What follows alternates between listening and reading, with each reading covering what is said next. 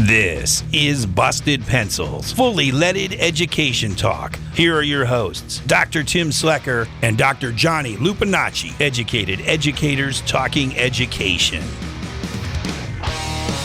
It is Busted Pencils, fully leaded education talk. It is TGIBPF. I did it there, got it right.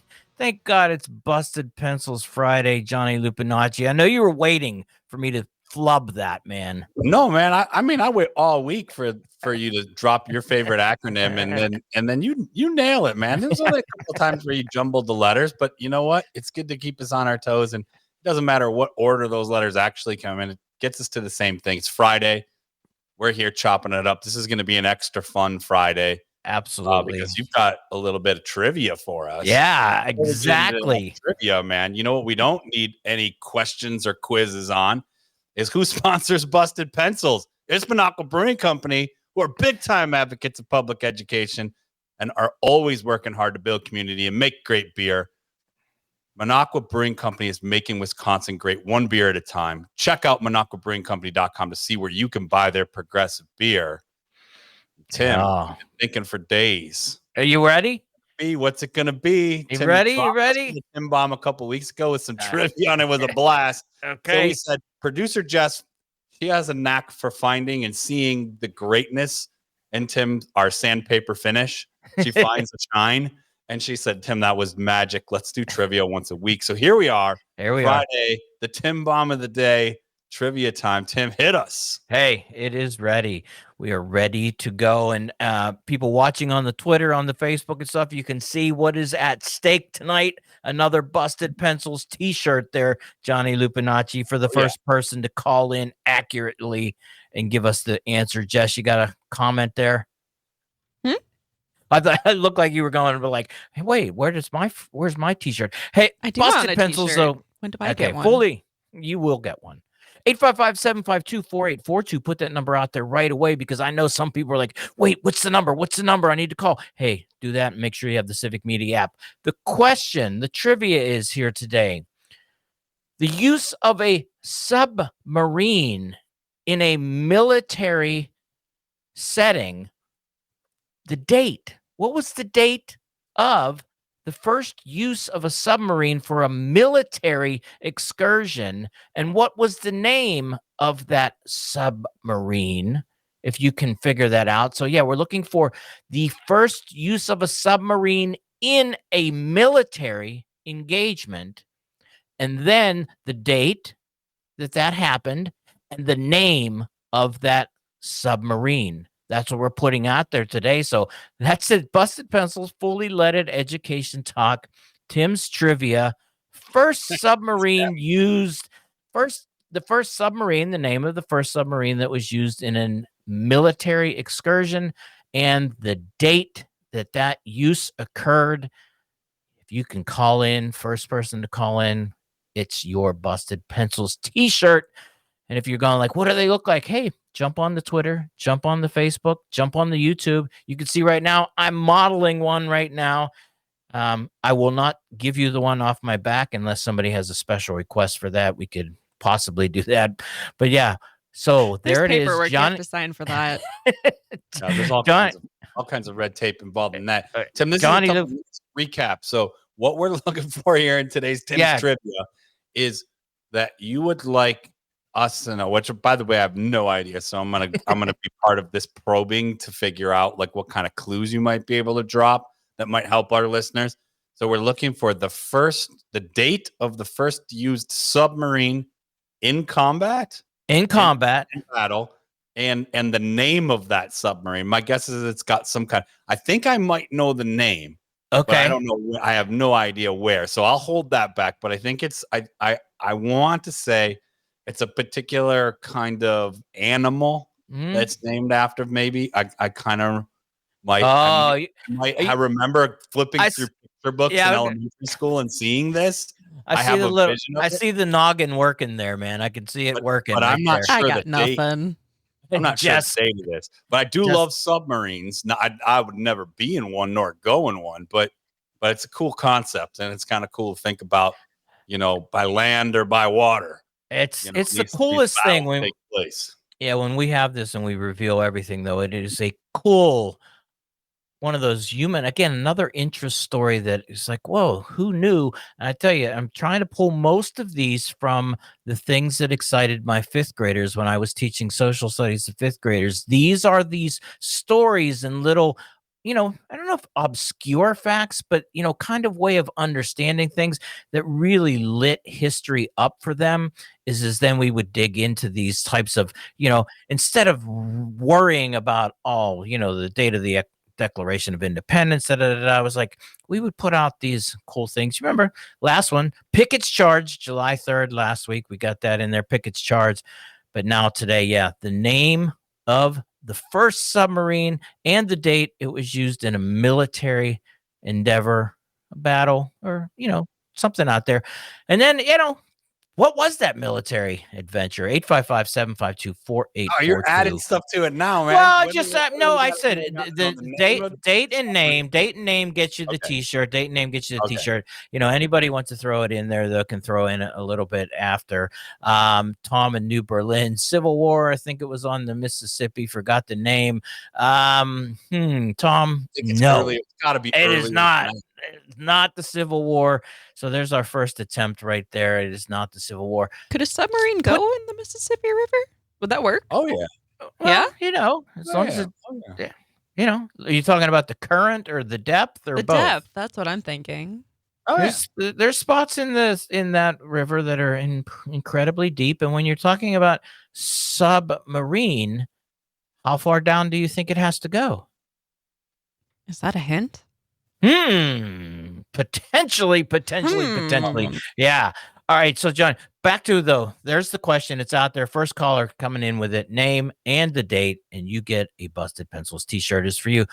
Man, here we are, though, again, Friday coming in, and Joe Biden, it has not relented. There are still continued calls for the president to kind of walk away from the new election that's coming up, kind of take a walk around the stadium, admire, love, take all the admiration, job well done, and step out, open it up to another candidate. In fact, today, $90 million in donations from multiple donors have been put on hold, trying to convince President Biden that you should step down.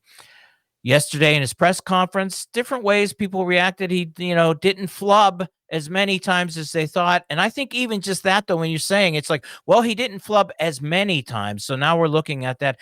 However, earlier in the day, before the press conference where he introduced Vladimir Zelensky from Ukraine as President Putin. Yeah. These are not good looks, man. And again, I'm going to come back to here we are. We're days after when we should have been talking about this. Mm-hmm. Not just us discussing this, but I mean, like, come on, this is really where we're at. We can't figure this out. So glad to hear people are saying, let's hold the money. Let's figure this out. But somebody send that memo directly to my man so that he can, we can figure this out, because it shouldn't be as awkward as it continues to be every day, where we're like, really? This is the best. I said it yesterday. Both parties should be asking this question of themselves. But if it's going to be what it's going to be with Donald Trump being the Republican candidate, then so be it. But I think most of us have a really vested interest in the beliefs and the principles and the political framework that Joe, has been, representing. And I think we can do better. And I think that's what a lot of people are saying. So I would like to see someone just give the guy the nod to say, like, hey, man, you don't have to go down swinging. There's this thing called humility. That's actually a strong value. There's this whole thing where you could say, hey, I'm surrounded by really good people. They got this. Support them, and campaign to the fullest of your ability in that support. On that level, I mean, we remember like President Obama doing this kind of thing, right? It's like being able to say like, hey, man, I know lots of people are saying like, oh, we want more Obama. It's like, okay, come on, man. I did my time and I've got great people around me. So let's go. Let's move forward with that. So I would like to see that sooner than later, please. We're way overdue on it. But let's go already. Tim, where are we at with this trivia, man? I don't know. I'm thinking right now. I see Jess, producer Jess, is on the phone. We have a clue for callers. We have a clue. We know that it is named after an animal. I'm pretty sure I remember also now being in a history lesson around. You helped me when you said 5th grade because I remember looking through pictures and I can visualize this thing. Tell me if I'm right. It kind of reminded me. It kind of looks like a submersible grenade. Am I remembering the right thing? It's a tiny kind of capsule, like I think thing. Yeah, you might be getting closer, All Johnny right. But I know it's earlier than the Civil War, right? So we have the Civil War comment from Tom from New Berlin. He said, "This is, he thinks it was used in the Civil War," and you said, "No, not the Civil War." So I'm gonna go on the under. It is older than the Civil War. Like submarines appeared in our U.S. history, battles pre-Civil War. All right, and right there we got our first caller. I could see Jess right there. Jess, who we got on the line, Jess? We've got Rita from Hartford. All right, Rita, what's happening? Rita, you got an answer for the trivia question? I sure do. It was a one-man submarine in the Revolutionary War. The Turtle was it was actually, they were trying to attach it to a British ship. Do you got the date? You got the date. That I can't remember the date. I got the. Oh, Rita, is this right, Tim? This is fascinating. She is absolutely right. It was the Turtle. Was the name of the submersible. People watching right now can see him holding up a picture of what it looks like, of what it did look like. This is one of the scale drawings, and it was used during the Revolutionary War. People are like, "Whoa, really? Submarines in the Revolutionary War?" Yeah, unlike President Trump last year that tried to talk about taking over airports during the Revolutionary War, there was a submarine in the Revolutionary War. It was called the Turtle, and it went after a British ship. We're gonna hold Rita on this, though. Yeah, Rita, let's keep, because she's close, man. I think she's pretty close. Let's keep her on. Rita, do a little Googling, and let's get you back when we come back from the break. Busted Pencils, fully leaded education talk. Educated educators talking education and talking trivia. Turtle, Revolutionary War. When? More when we get back.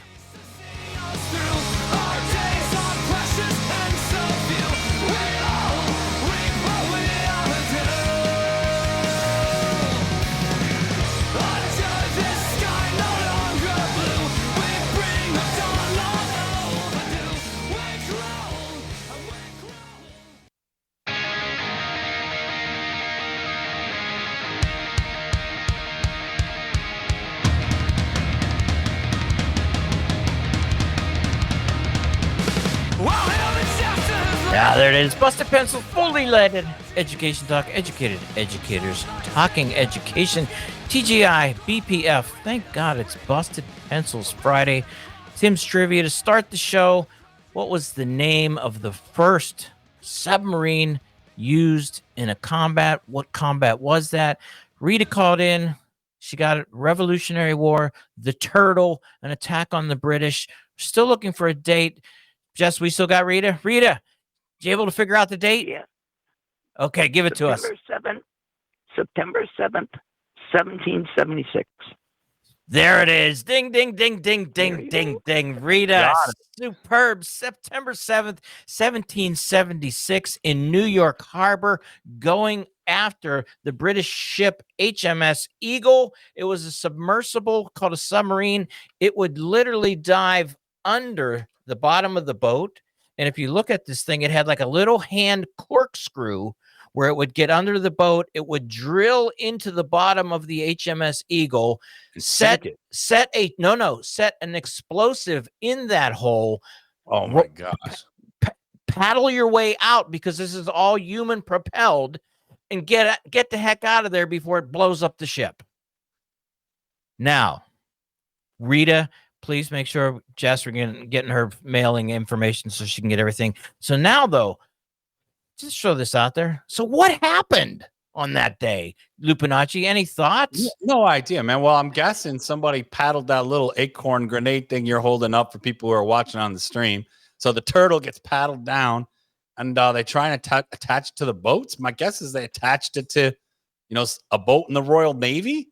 Yeah, maybe sunk a ship. I mean, I have nothing on this. I have vague memories of a picture of this in a book, or a little fact about the Revolutionary War. One of those fun facts in U.S. histories that we learned about. Probably read a paragraph about in a book and answered some questions at the end of the chapter. Unfortunately, that was a lot of our social studies education. But hey, I'm glad that we're having this trivia. I'm glad Rita nailed it. Yeah. And Tim, tell us a little bit about it. I'm sure. Okay, yeah. This is the part. So they get it out there. They train and try to learn how to use it, because you can look at this, and listener, if you're not able to watch the video, pull it up, take a look at this thing, because the number of different contraptions to make this thing work. There's a hand pump to pull in water, to push out water, to allow it to dive at certain ways. There's a foot pedal to give it propulsion as it's going through the water. You've got a hand crank above you and a hand crank in front of you for drilling into the enemy's boat. And then it's got a detachable charge, gunpowder that would be put into that hole that you drill into the ship. And then you got to let go, get that going, and start cranking and get your way out of there. Got into the water. They did not realize that there were going to be currents, Jess. The currents, they trained, but they trained without currents. And when they got out there, the ability to take this thing out to beneath the HMS Eagle, really, really, really hard. It only has 20 minutes of air. It took them 2 hours to get out there, which meant they had to pop up a couple times to bring in air. When they finally did get to the HMS Eagle and submerged down, those wooden bottom ships? There was a little bit more of a protective coating on the HMS Eagle, and that corkscrew was not able to penetrate the hull of the ship, was not able to put the explosive charge in it.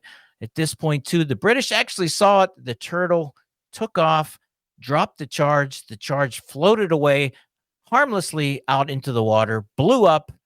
It was a massive failure. No ability to sink the HMS Eagle, the turtle, but it was the very first use of a submarine in a military excursion.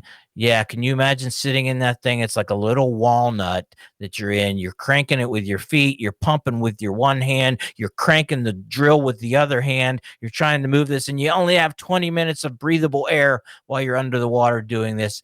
Johnny, just too many factors, too many variables to make it a success. And the reality now, too, is there is not the original submersible, the turtle, has never been actually accounted for. There are remakes, there are models, but the actual one, it's a mystery. Where did it go? Can people find it? Is it on the bottom of New York Harbor? We don't know, but it was there altogether, though. So there it is, trivia. There it is. Prime listeners out there, find that original turtle. It's a missing historical artifact. That would be. I tell you what, somebody actually finds that missing historical artifact. You get more than a t-shirt. You get two t-shirts. Yeah, thanks, Jess. They got it exactly right. Hey, it's Busted Pencils, fully leaded education talk. Educated educators talking education. The number's 855-752-4842. Thank you for the trivia, Rita. Yes, you have a shirt coming in. We'll have more next week. And then Johnny, yeah. So but President Biden, you keep saying, is he? He could take a victory lap right now, and just enjoy. People can shower him with praise. I know. Every day he doesn't sailed a long time ago. It's going to be more like time. Excuse me, sir. It's time for you to please leave the building. I mean, there is a window at which humility is the way, and that never closes. Like he could still say, "Wow, I really wanted to stay strong. I really want to always go out fighting for my country and for pride and for all these things. But you know what? I'm going to step back. And I think that window's obviously still open. But victory lap, Tim, I mean, I don't quite know if there's I think the victory lap window has closed. Can't spin this as I'm going to do the right thing.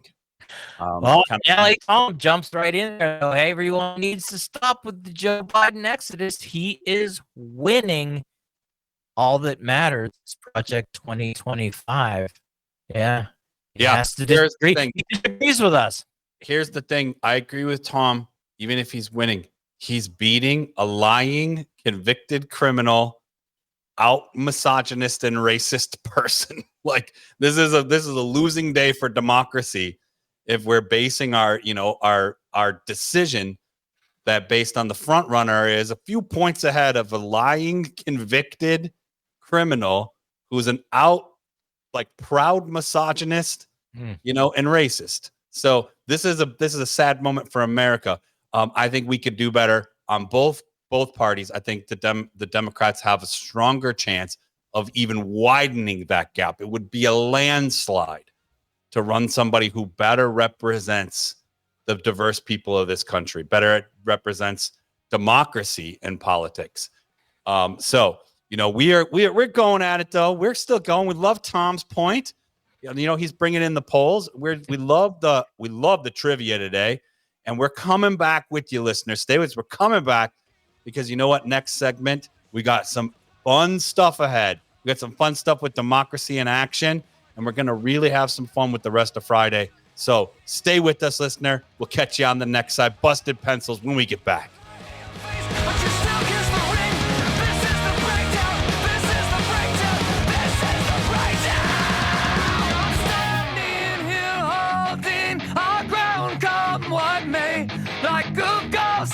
From beyond the grave. Welcome to the breakdown. Welcome to the end of the road. This is a breakdown. We've got nowhere else to go. Welcome to the breakdown. Welcome to the end of the road. This is a breakdown. We've got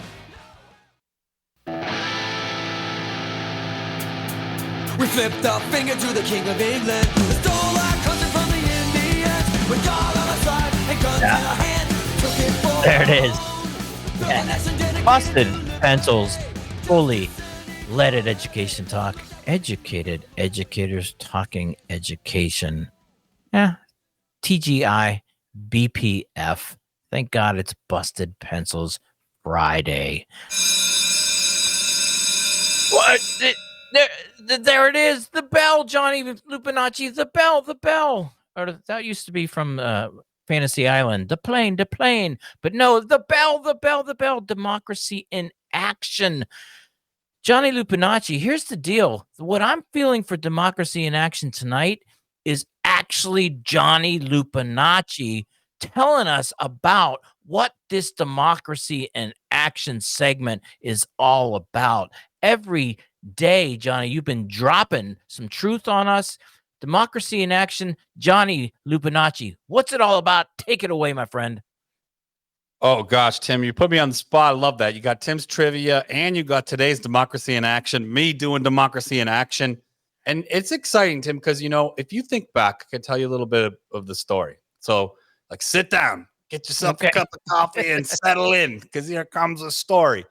But, you remember you are asking me about democracy and about, core democratic values. And I give you this definition because for listeners out there, reacquaintance to some of the things that I do is that I teach teachers, specifically I teach about democratic education, not just to teach democratically, but to teach young people in all your subject areas, core democratic values, and to practice democracy.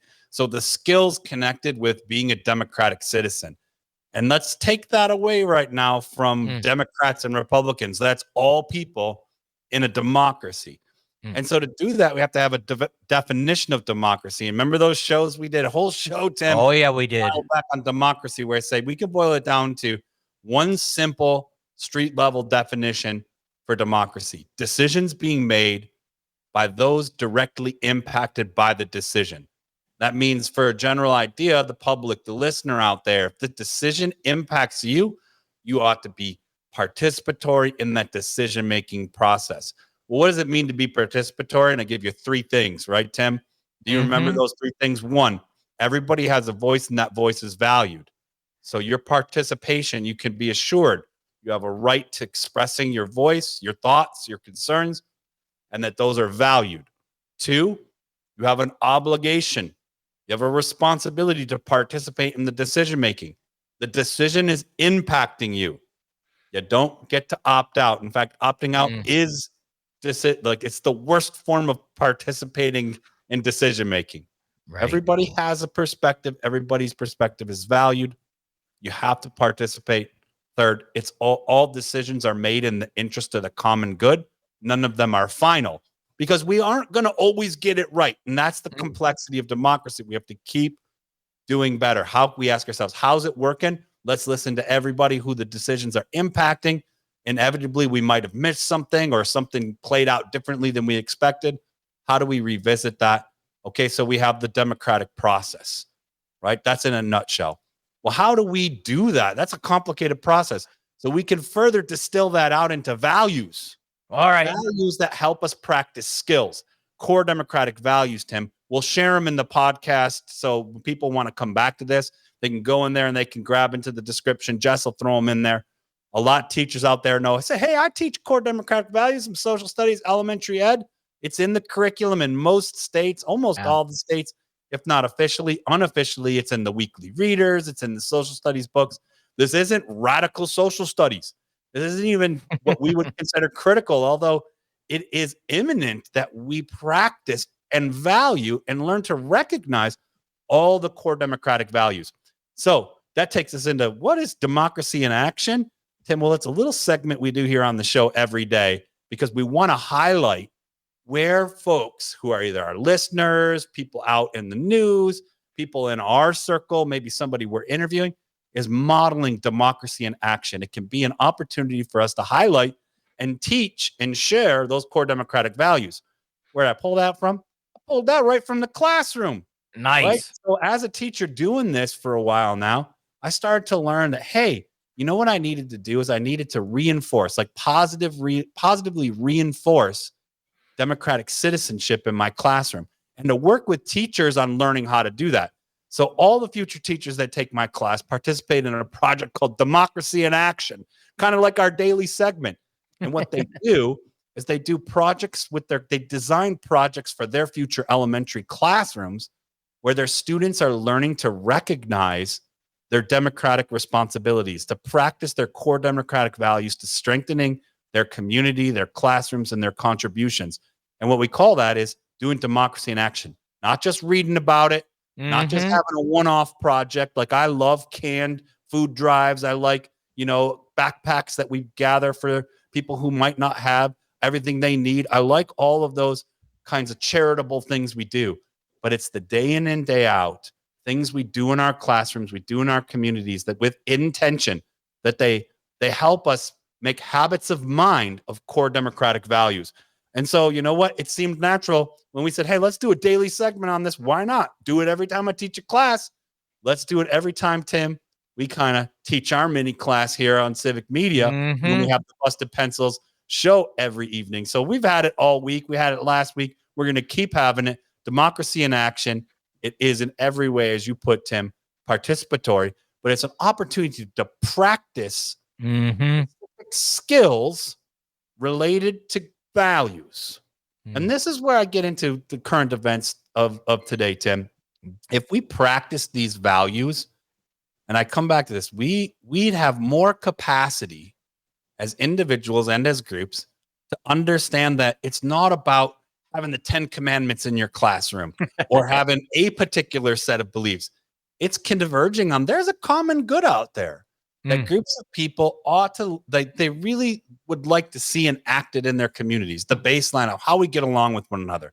I told you all many times, listeners probably know already, I'm going, for me, it's human rights. And in fact, it's the Universal Declaration of Human Rights, and it's children's rights specifically. And I love that teacher Joanna a couple nights ago said for her, it's a big question. Do you really deeply care about all children? And if that's the case, the answer is yes. Then children's rights frame your classroom, right? They kind of frame how you're coming at this. So, that's a little bit, I guess that's a little bit of the backstory on democracy, core democratic values, democracy, and teachable moments, Tim. I love it. Johnny Lupinacci, what I like about this too is, now think about this, the listener. I'm going to throw this out there.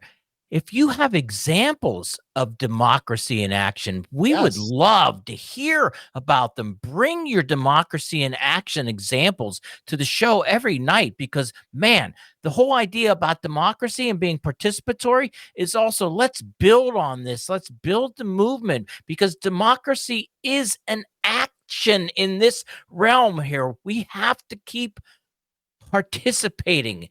Man, there's a lot going on. In fact, right now we're having a little bit of a participation in a discussion right now. LA Tom is dropping a lot. He's got absolutely 100% saying, hey, in my view, he is a Joe Biden supporter. We need to let go. We need to move on.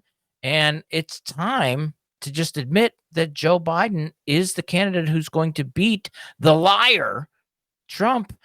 Well, LA Tom, I'll tell you what, whatever it is, when it comes, that's his guy. He's right. I guess maybe my old thing was too, and I'll admit this is that, I was a reluctant Biden supporter in 2020 for the standpoint there, because I think there should have been somebody else at that point. But once he was in, absolutely. And I will say this too. If it comes down to it and he is the one running against the Orange Devil, he will absolutely get my vote. No doubt about it, because, Project 2025 truly is a blueprint for fascism and a disaster. And what we value incredibly right here at Busted Pencils, public education. I mean, Project 2025 is an absolute torpedo, not a turtle with a hand cranking type of little explosive that they're not going to be able to attach to the bottom of public education. No, Project 2025 is like a nuclear attack on public education. So if it comes down to President Biden being that candidate, it gets my vote, Johnny Lupinacci. Well, Tim, we'll get into this. We'll talk more about it. And for me, I'm still in the stage of, like, you send forward your best. And this is not an attack on Biden. And this is not, also, I want to put out there, I'm not hyperbolizing the opposition. I don't want to go into everything's going to be doomed if Trump wins. I mean, that's obviously not something I even want to go towards, because I think we have the opportunity to put forward the best. What I'll say by that is, we're going to the Olympics are coming up in a couple of weeks. The best of the best competed to go and represent our country. We didn't pick some people that said, hey, you know what? They're kind of good. I mean, they'll probably might win. They're up a little. They have they're a fraction of a hair faster than their opposition. No, we picked the best of the best to represent our democracy, to, compete. And I'm not saying it's the same stakes, because certainly athletics are not the same as politics, but there is political dimensions to athletics, and it's a metaphor here. I believe that we put forward the best of the best. And so even though it's it's going to be fun. And I think there's a lesson in here that we need to also carry forward, is solidarity is really important. And we are not showing good solidarity for good reason, because I'll come back to it in the final segment, because we got a little preview of our next week. But I want to talk about, it's super important to stand out. It's super important to have excellence and our best as the standard. And it's not right now. Okay. That's not me saying, I think that Joe Biden can't win. I don't think he's the best. And I think the best of the best should be who we put forward. We could talk about, we didn't send Caitlin Clark to the U.S. Olympic team. That was big on a lot of the sports podcasts and shows I listened to. And I'm part of, right? I was like, hey, I get why. She's got some growing, some developing to do. But, all the people that are going are the best of the best. And I think we should do the same in our politics. And LA Tom here too. You know what, LA Tom, I mean, definitely with you. And this, so we love you.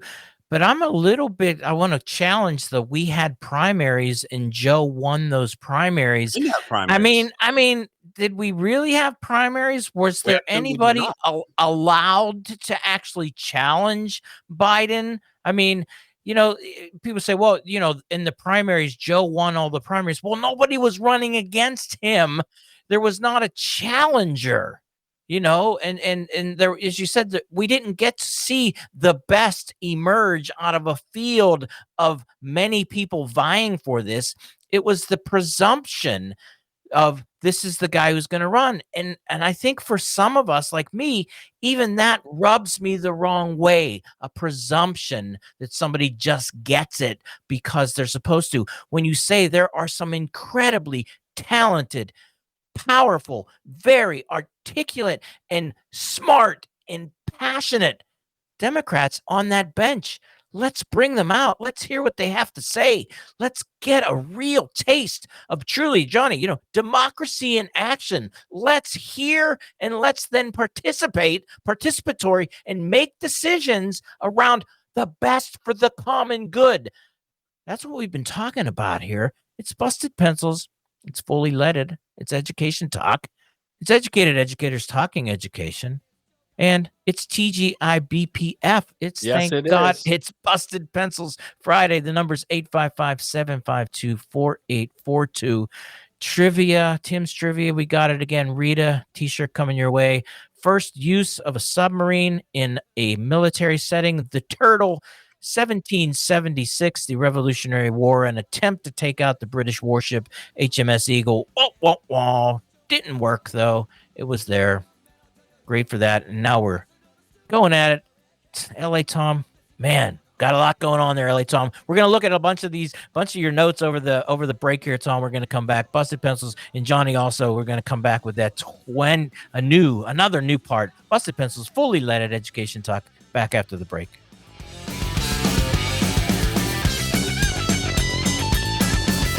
Now the cops got tanks, cause the kids got guns. Strings pushing pills on everyone. Cancer from the ocean, cancer from the sun. Straight to hell we go.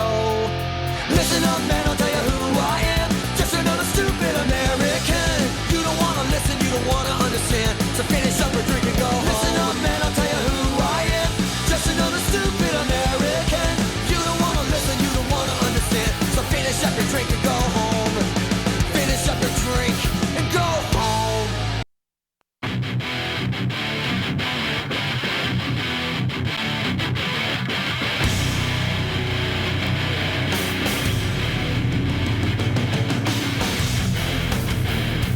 Busted Pencils, fully leaded education talk. Educated educators talking education. TGIBPF. Thank God it's Busted Pencils Friday. Coming into the last segment of the show. LA Tom. Sorry you have laryngitis, our friend. Man, I was wondering. I'm like, man, he's just texting away. I'm like, whenever I start texting like that, I just pick up the phone and go, wait a minute, this is over. I got a call. Tom's got laryngitis, so that's why he's dropping so much in the texting for us there. Love it, LA Tom. And guess what? Yeah, we love you too, man.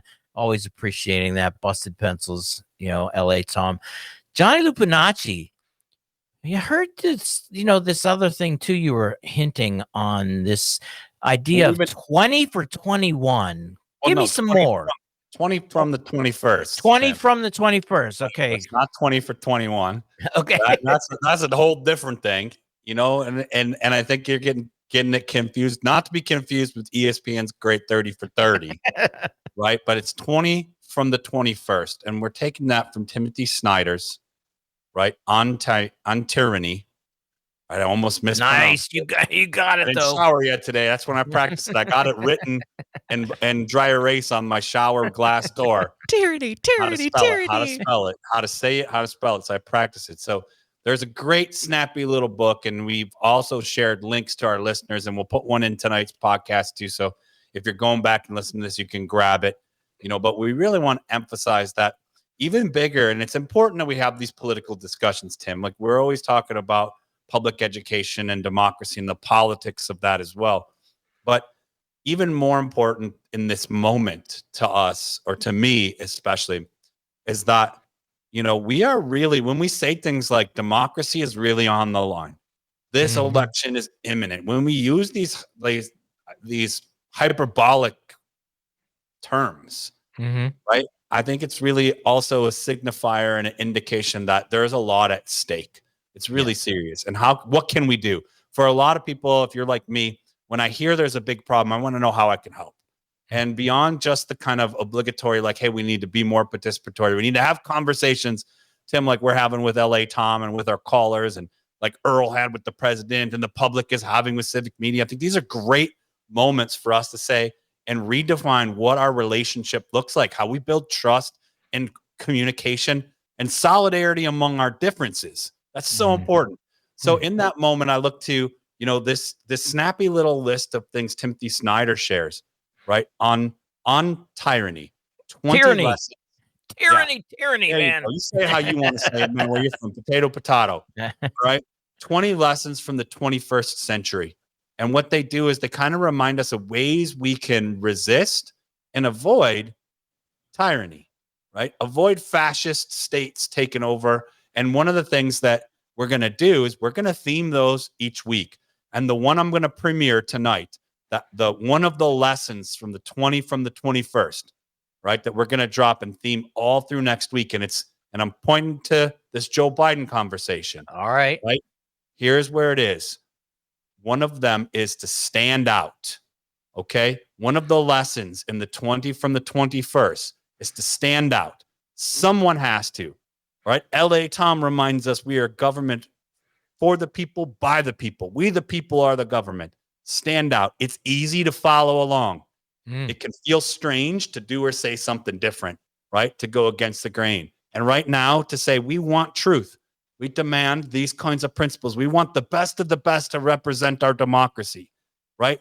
That can feel strange and sometimes put you in precarious conversations.